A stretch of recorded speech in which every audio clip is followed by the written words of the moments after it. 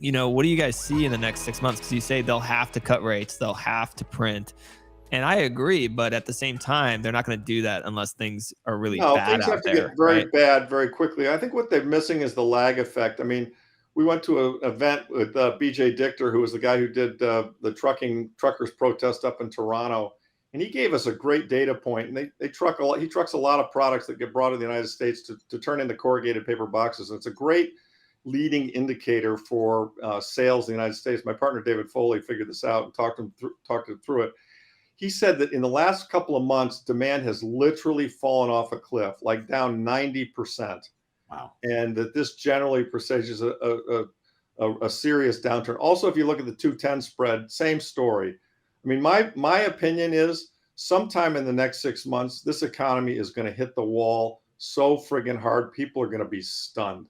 Yeah. They're going to be absolutely stunned at how quickly everything turned. And then the stock market's going to go down. And by the way, that's going to take tax receipts down. And then people are going to start worrying about the jobs and they're going to cut back on their spending. And then all this credit card debt they've taken out is going to become a bigger problem. They're all red flags. Suddenly inflation is going to seem like a thing of the past. And the whole issue is going to be, how do we prevent the economy from collapsing? And that'll become the narrative. So Sam, whether, I happen to think that'll happen within 6 months. My partner's more conservative. He thinks it'll be within a year and a half. And that may be true.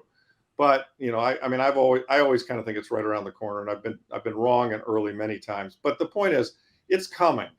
It's definitely coming. The economy is going to hit the friggin' wall. Yeah. So pull up that chart again of that 2-year, 10-year spread, right? So this for everybody. This is the 10-year yield minus the 2-year yield, and what it shows that the 10-year yield is a lot lower than the 2-year yield, which means that investors expect for rates to come down, which means they expect a contraction. If you look at those gray bars, that's where those recessions are, and you can see where it turns negative, where this spread turns negative. It takes about 6 months to 18 months for it to play out, and then you get your recession, and that happens every time. Have you ever seen that chart that I've put up about the unemployment? Have you ever seen that one, Sam, where the unemployment? We keep hearing the Fed talk about, well, the employment's strong. It's not, there's no signs of recession. What happens is employment ticks up just barely. And then once you hit the recession, it spikes. It goes straight up through the roof. It goes absolutely parabolic through the roof. That's when you get your unemployment, after recession starts. And it happens every single time. So everybody, listening to Powell and hearing him talk about how employment's still strong, it doesn't matter. It's going to tick up just a little bit, and then it happens all at once, where you have massive layoffs all at once. Now, I don't know if this happens because we have a credit event, or if it's just a watershed moment where the economy just finally rolls over. But I'm with Larry on, by and large, that we're going to have this happen somewhere in the next 6 to 12 months. And it's just reality. You have this lag effect of raising these rates so rapidly from 25 basis points up over to 5.5% on the Fed funds rate. Like, you can't do that in a year and not expect there to be some sort of lag effect on that. And that's where we're starting to see things like a company like Yellow just dissolve because they got over levered. That interest rate risk they were exposed to, they got hammered on. Or like the Silicon Valley Bank, where they were exposed to interest rate risk, they didn't hedge it, and they got blown up. Things like that are happening. They're going to continue to happen.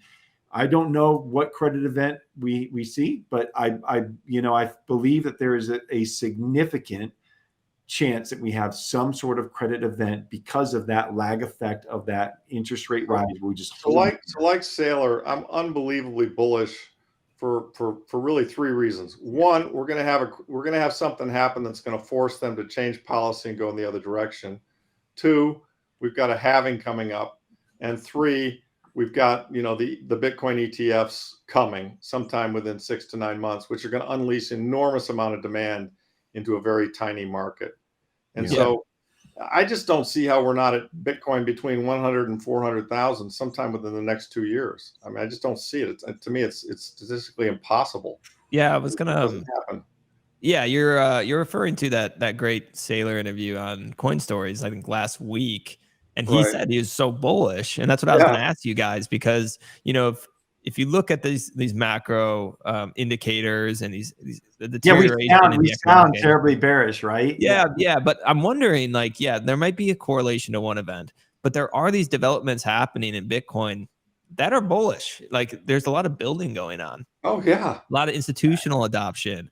And then could this be the time, do you guys think, where you could see, things start to break down, but Bitcoin kind of sees through it all? Because I've always kind of viewed it as a hedge on the existing system, and Bitcoin is just a function of the environment it's in. And if everybody's starting to get worried about the debt situation, things that Bitcoiners and gold advocates have talked about for many years, do you think that Bitcoin can kind of break away from other I risk think Bitcoin and assets? gold are going to separate. I mean, I think if we had Yeah. a March 20, if in March of 20, when that happened, Bitcoin went down, gold went down, everything went down because we had a correlation. You have a puke. Everything correlates to Yeah, one when that happens. very briefly until they Yeah. came in with the Draghi, whatever it takes statement. And then of course gold went up $100 2 days in a row. I'm not even sure we get the down on this one. I mean, I think I think Bitcoin and gold already smell what's coming. And so as a result, whether this comes immediately or in 12 months doesn't really matter. I think they're both bullish, as a result of that. When it comes and when the Fed reverses, when they clearly are done, quote unquote, these things are going to take off like scalded dogs. I mean, it's going to be something.